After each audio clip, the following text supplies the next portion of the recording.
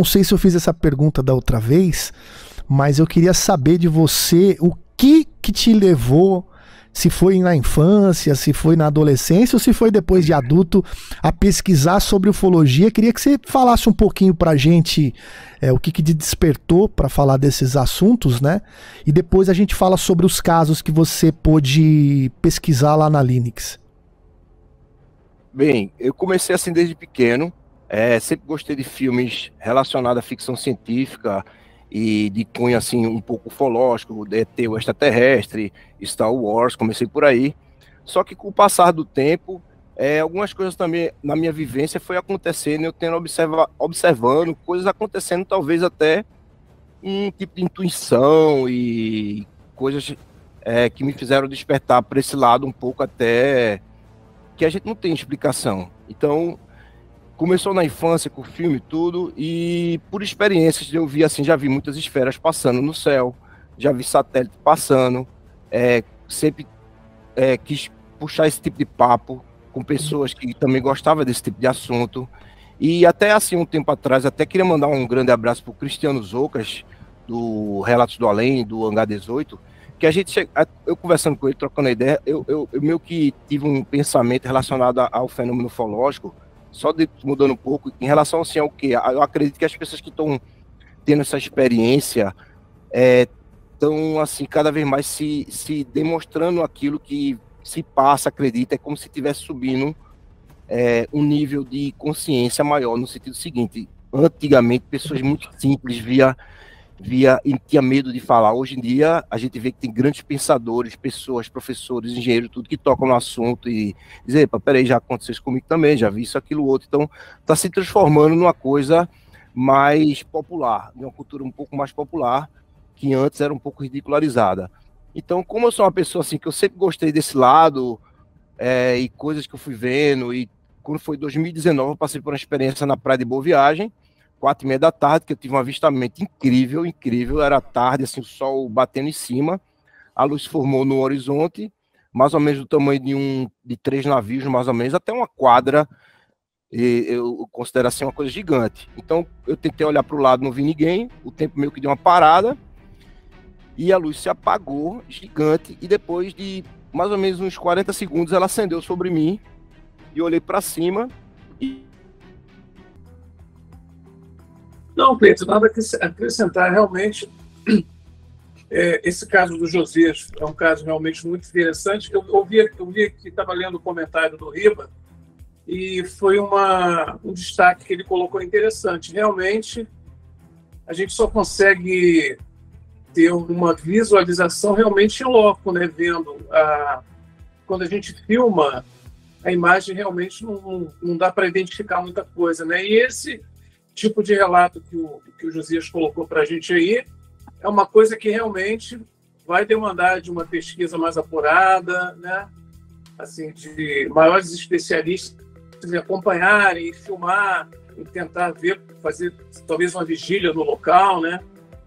É o que eu tenho aqui a acrescentar nesse caso aí. Vamos em frente. Tamo junto. Fala, Marcelão. Então, exatamente a mesma coisa do Gerson aí, o comentário do Riba me fez lembrar o avistamento que ele teve lá no Beleza da Serra, né? Lá na Serra da Beleza.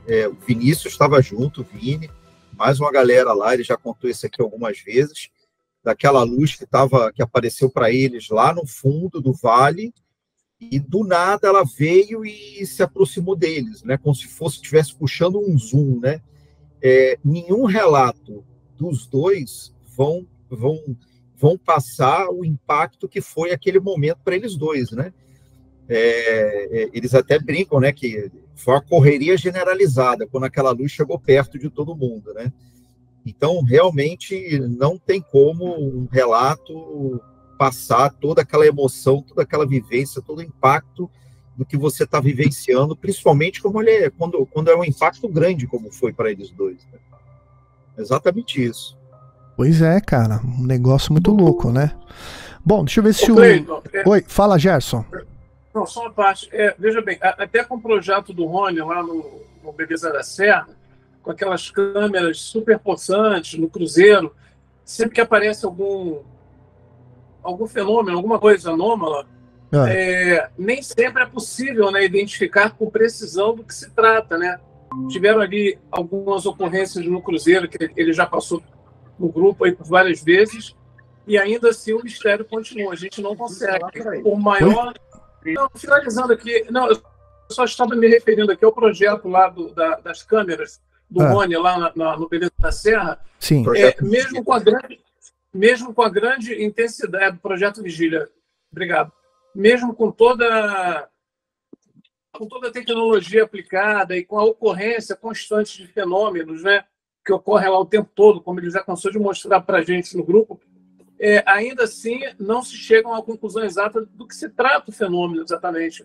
Porque uma coisa é você filmar, por melhor que seja o equipamento, e outra coisa é, como o Marcelo disse, quando ocorreu aquele fenômeno, naquela luz lá no Beleza da Serra, que o Riba testemunhou e outras pessoas estavam lá, não sei se o Marcelo também estava. Quer dizer, é uma coisa assim que quem está ali em loco, né, fica realmente impressionado com o que está acontecendo e tem condição de entender melhor o que aconteceu. Quando é meramente uma filmagem, por melhor que seja a resolução da câmera, fica meio difícil uma análise, né? Sobre esse aspecto, o Riba tem toda a razão. Realmente, o que aparece ali em loco, você vendo o fenômeno acontecer, na câmera realmente sai bem diferente, porque também depende muito da câmera que vai filmar, né? É só isso que eu queria colocar. Vamos que vamos. Como é que está o posicionamento aí, pessoal? Peço desculpa aí a conexão. Será que foram os homens de preto, hein? Pois é, cara. Será?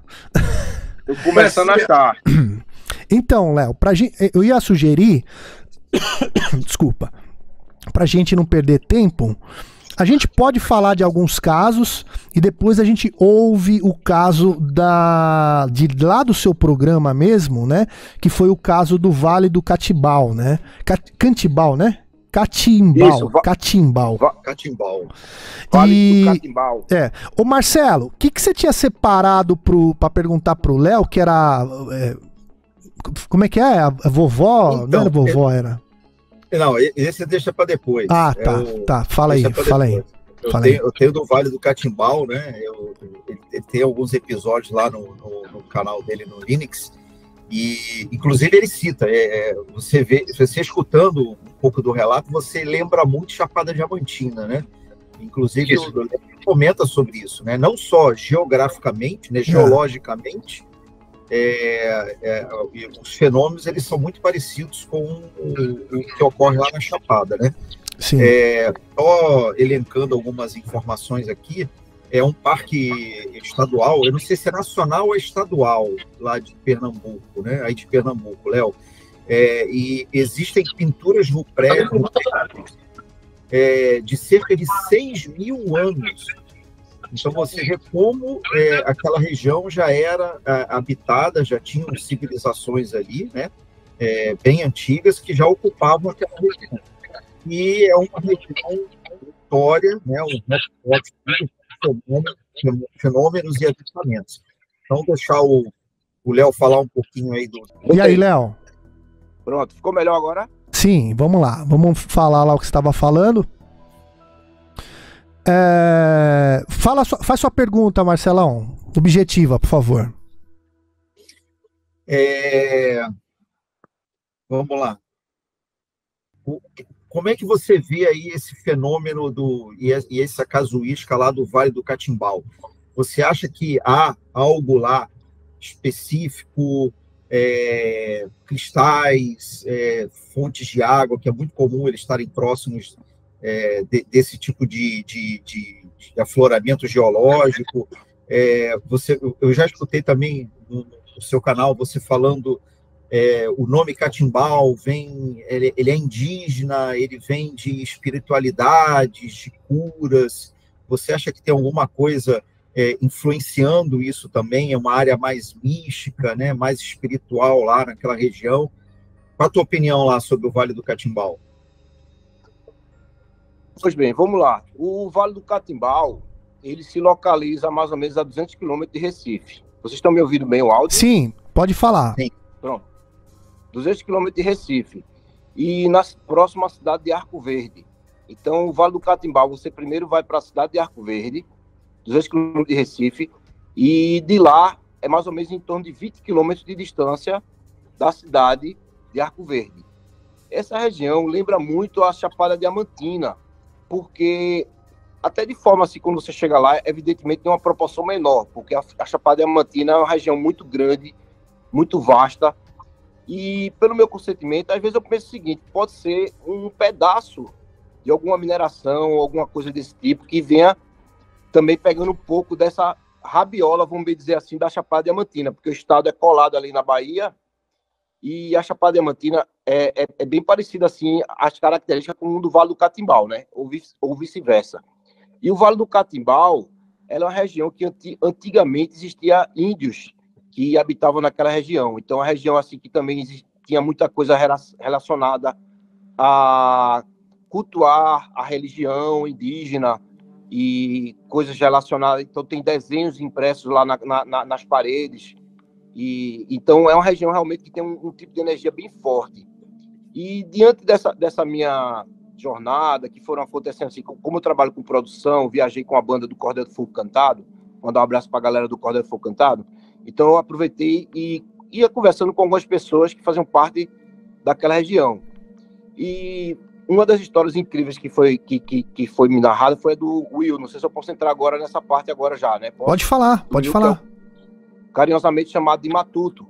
Então ele teve uma experiência incrível no Vale do Catimbau, e mais ou menos há 20 anos atrás, no início dos anos 2000, que ele foi caçar com um amigo dele. Na verdade eram 4 pessoas, e dividiu o grupo em 2. Foi 2 para um lado e 2 para o outro, e resolveram se encontrar em determinado ponto. Chegando nesse ponto, o Will foi preparar a fogueira, fazer um café, e o amigo dele, Salatel, foi dormir. Foi quando ele avistou, na copa das árvores, uma bola passando, meio que luminosa, e ele disse que ela emitia luz, mas ao mesmo tempo não encandeava a pessoa, né? Então era uma coisa assim meio luminosa, num formato meio de abajur, aquela luz contida. Então ele chamou o amigo dele, Salatel, acorda. Aí Salatel acordou, o que foi, Will? Aí ele olhou, só olha para aquilo ali, rapaz, o que é aquilo ali? Então ele acreditava que aquela bola, ela vinha aqui meio que rastreando a região, que ele acreditava assim, pela impressão que causou, era mais ou menos como se ela estivesse fazendo uma espécie de um rastreamento. Então, tava escaneando a região ali, né? Oi? Tava escaneando ali a região, meio né? Que escaneando, sim. Era uma coisa assim, meio que ele dizia isso, que apenas ele acreditava que seria dessa forma, né? Mas que ele disse assim, que a região era muito inóspita, muito dentro da floresta, assim, porque era meio que na Caatinga, né? No sertão pernambucano, então uma coisa meio robusta. Então não poderia ser de forma alguma alguém ou até mesmo um drone, porque na época, como foi há 20 anos atrás, naquela região não existia drone, e até pelo horário também que ele estava, que era em torno de 1h30 da manhã, 2 da manhã, que é uma coisa da própria cultura da região, que eles saem para caçar, e eles fazem essa caça noturna, já é uma coisa deles mesmo, da própria região, a cultura própria, e esse aí foi apenas um dos casos que aconteceu. Ele disse que ficou maravilhado e até hoje não tem resposta, e ninguém pode dar essa resposta. E esse foi apenas um dos casos que aconteceu lá. E o outro, coincidentemente, junto com que foi o próprio Will, né, carinhosamente chamado de Matuto, que ele estava numa festa de forró, que foi na época junina, mas em meados do mês de junho e julho, e que ele fazia parte da banda, todo mundo tocando, era num lugar chamado Sítio de Alcobaça, que é uma região nas proximidades ali, que é do próprio Vale do Catimbau, mas essa até esse nome indígena, né, Alcobaça.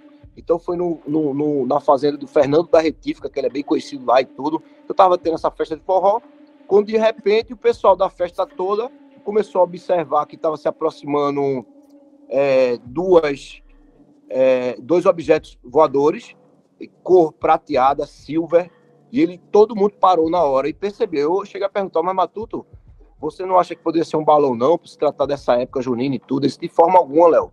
Todo mundo parou, as pessoas começaram a perguntar uma às outras, querendo saber o que se tratava, mas ninguém tem a resposta. Eu vejo uma do lado da outra e parelhada assim, uma do lado da outra. Ele disse para mim, olha, Léo, parecia um bujão de gás, né? Então essa é a explicação, assim, muito parecida com aquela forma cilíndrica, que é bem tradicional, que parecida até com o tic-tac, né? Que é visto até foi visto nos Estados Unidos em 2014, se eu não me engano, ou foi 2009, não me lembro, ou 2004, na costa oeste americana.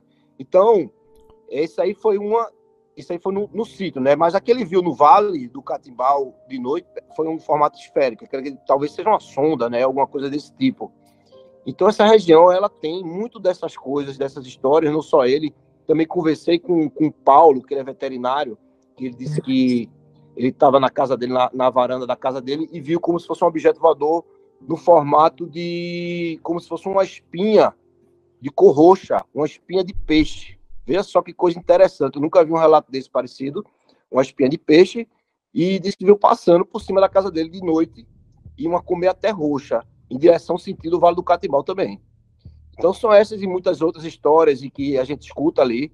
Tem uma história também que o Will também me narrou, que ele foi caçar numa região já voltada assim, para o lado da Paraíba, né? já o Vale do Catimbau mais para o lado da Paraíba, e que estava de noite, que ele foi atravessar uma cerca, que ele botou a bota assim para o cachorro passar, que na hora estava ele com os amigos caçando também, que quando ele foi botar para passar para a cerca, escutou um barulho muito forte, uma coisa absurdamente forte, e ele disse, Léo, parecia que vinha um carro, uma coisa assim como se fosse um trator derrubando tudo, né? E quebrando tudo. Eles pararam na hora, os três, que eram 3 pessoas e o cachorro, ficaram tudo olhando, e de repente saiu quebrando, como se fosse as coisas, um barulho muito forte, ele parou. Ele disse assim, Léo, nunca vi um negócio daquele, 3 homens na noite, a gente ficou com medo, um ficou junto do outro, e esse barulho intenso e tudo. Aí eles foram devagarinho indo embora e voltaram no outro dia seguinte para tentar descobrir o que é que se tratava, né? Porque aquilo ali ficou dentro da cabeça deles, eles vão voltar lá e ver o que se trata. Só que ele chegou lá e disse que não viu nada e achava que também podia estar correlacionado a alguma coisa desse tipo, né? Mesmo que ele não tenha visto aos olhos dele, mas que estava ali aquela coisa ali, talvez, né? Fazendo aquele tipo de manifestação. Então também era noite, né? Porque isso é uma coisa cultural deles, do pessoal lá de Arco Verde, caçar à noite. Eu até perguntei, mas rapaz, vocês iam à noite, isso é assim mesmo, a gente caça à noite, é uma coisa da nossa própria cultura, né? Então, são essas e muitas outras histórias, né? Tem pessoas que dizem que vê, eu não sei se estou fugindo um pouco da pergunta, mas dizem não, que vê pode falar, pô. Oi? Pode falar, fica à vontade. Eu queria mandar um abraço também pro grande Tagore Suassuna, que ele me narrou que o tio dele, na cidade de Canhotinho, viu uma criatura levando o cachorro dele. Disse que estava dentro de casa, quando ele abriu aquelas portas, sabe aquela porta que abre em cima e abre embaixo, né? Aquela porta do interior. Uhum. Ele disse que abriu a primeira porta, quando abriu a primeira porta, tem uma criatura gigante, como se fosse uma coisa assim, meio aqui, humano e um cachorro, né? Foi a narração dele, segurando o cachorro dele. Ele, rapaz, que é isso aí? Quando foi que tentou cair isso aí, soltou o cachorro no chão, a criatura pulou a cerca e seguiu mata dentro. Aí ele me narrou que guardou a pelagem desse animal, né? Aí eu disse, mas tá agora, então a gente vai ter que ir lá de todo jeito, né? Em Canhotinho, visitar seu tio. E primeiro para ver se a gente consegue pegar os registros, né? Da história da própria pessoa que viu e que passou por isso, que é bem interessante ter esse arquivo da pessoa que passou pela experiência. Sim. E quem sabe aí tá marcado pra gente, junto com o Tagore, lá em Canhotinho, conversar com o tio dele, quem sabe até eu tocar na pelagem, fazer uma análise, levar para algum laboratório. Então, se mistura, né, um pouco essa coisa assim da ufologia, da coisa discoide, né, esférica, tudo com criaturas que também fazem parte, talvez, eu acredito, desse mesmo enredo, né, que isso até é um pensamento de um grande pesquisador e pensador que é o Jacques Vallée, que ele defende que tudo isso, existe uma força por trás disso tudo, né, que faz com que se manifeste dessa forma esse tipo de fenômeno. Que, na verdade, a gente não tem a matemática certa, nem a fórmula certa, a física certa ainda. A gente ainda está, assim, digamos assim, Einstein é um grande pensador, Isaac Newton um grande pensador, mas nós não chegamos no ápice da inteligência humana, ainda existe muita coisa para se andar. Daqui a 4, 5 mil anos vai existir novas teorias, novos pensamentos, vai ser derrubado novas coisas, novas respostas vão vir, né? Novos pensadores e tudo. Então, o fenômeno talvez seja respondido só no futuro, espero que seja no futuro breve. Então, são essas e outras coisas que vem acontecendo. Então, essas histórias, tem essa história, tem várias outras histórias. Se vocês quiserem perguntar alguma coisa, eu vou continuar falando.